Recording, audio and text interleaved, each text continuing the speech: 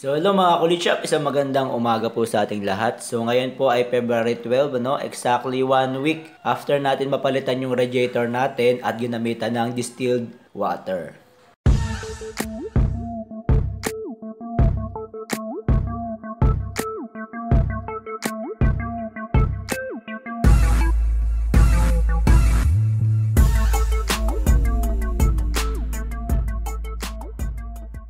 Alright, so nasabi ko po dun sa ating last video na nagpalit tayo ng radiator and then ginamitan muna natin ng distilled water para yung coolant dun sa loob ng engine block ay lumabnaw muna at maalis kasi hindi siya naalis nung time na tayo ay palit ng radiator kaya nag-distilled water muna tayo para mag-circulate muna yung coolant na nasa loob ng engine block and then lumabnaw siya at eventually ma-flush natin palabas. Mamaya titingnan natin kung ano na ba yung naging kulay ng ating distilled water So dahil dyan nag-prepare na ako ng ating coolant. Ayan, bumili na tayo ng tatlong 2 liters kasi yung ating 6 liters na nandoon sa ating absolute 6 liters kasi yun may natira pang konti pang banto-banto. So most likely yun din ang gagamitin natin, ganun kadami. Alright, so bumili tayo sa Seiwa Automotive worth 1,300 itong tatlo. Ayan, so buksan natin guys yung package. So ang ginagamit natin na coolant para sa ating Toyota Altis ay kulay pink. So unlike doon sa ating Crosswind na ang ginagamit natin ay kulay green.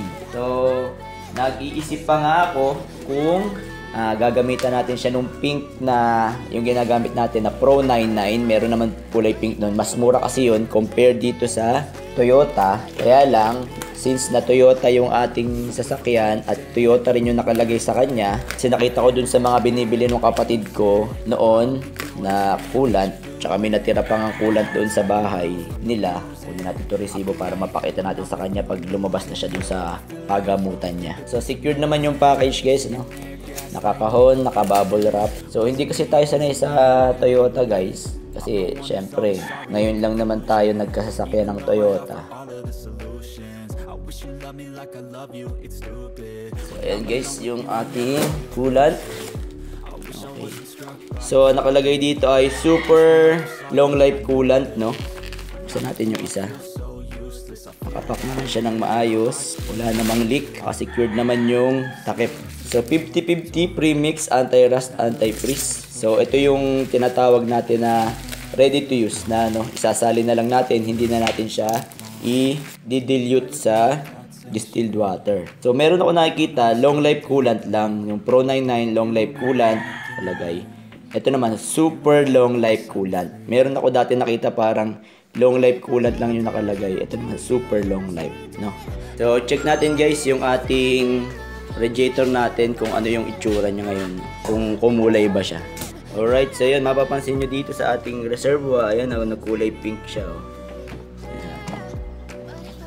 Ayan, nag-pink siya ng kaunti, ibig sabihin nag-lighten siya, nagkaroon pa rin siya ng coolant talaga sa loob, May effect pa rin yung coolant sa loob. Ayan. Diba?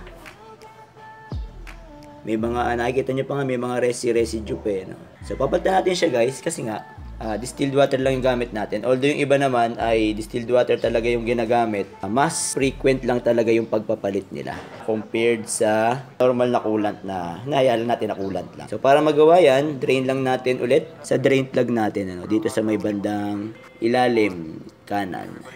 Ayan yung drain plug natin. So, tatanggalin lang natin and then salin tayo ng coolant. So, dito naman sa reservoir natin, kailangan ulit natin siyang tanggalin para matanggal natin yung laman niya, Kasi wala naman siyang drain sa ilalim ng reservoir. Kailangan natin siyang maitaob. So, tatanggalin pa rin natin yung tornilyo. So, tanggalin natin. 3 tornilyo lang po guys. Yan, Set your affirmations, aspirations. I got shit to do, the aftermath of preparation. Good food, good mood, blood in circulation. One step at a time, yeah, that's how you make it. Set a goal you control and the steps angat lang natin. try to pick one thought, have some concentration. And if I make So, lilinisin natin guys yung reservoir niya. Pero habang nililinis natin, drain na natin tong radiator. So para malinis, sisiksikan lang natin ng basahan. Tapos ikot-ikotin natin yung basahan doon sa loob. Kung meron kayong pansundot na ganito, mas maganda para masundot nyo yung loob.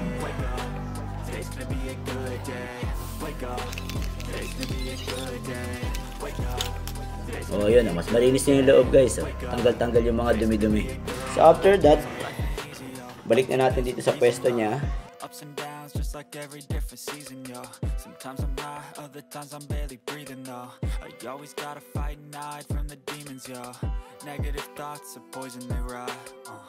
Head full of flies, so here come the clouds. They'll never stop. Tapos magsali na tayo ng kulang. Feel the good in my head when I'm lost. Yeah, so I'ma fake it till I make it. Positive thoughts. So ang gandahan guys ng kulang, kitang-kita nyo yung laman, no? Ayan, sakto-sakto lang yung nilagay natin sa pool.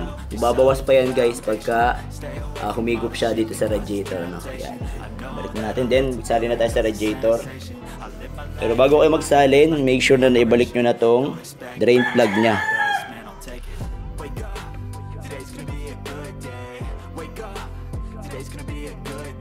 So guys, tingnan nyo yung panagkaiba nung coolant na sinasali natin dun sa natanggal natin, no? Yung natanggal natin, dark pink na siya, na ma-brown-brown. Ito, luminous pink, malinaw na pink siya, na transparent halos yung kulay.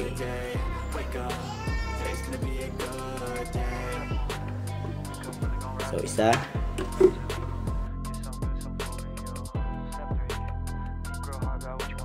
Okay, sa pagpuno na siyang ganyan, start natin yung engine. Then mag-bleeding process tayo, no? So start natin si engine guys para makapag-bleed tayo.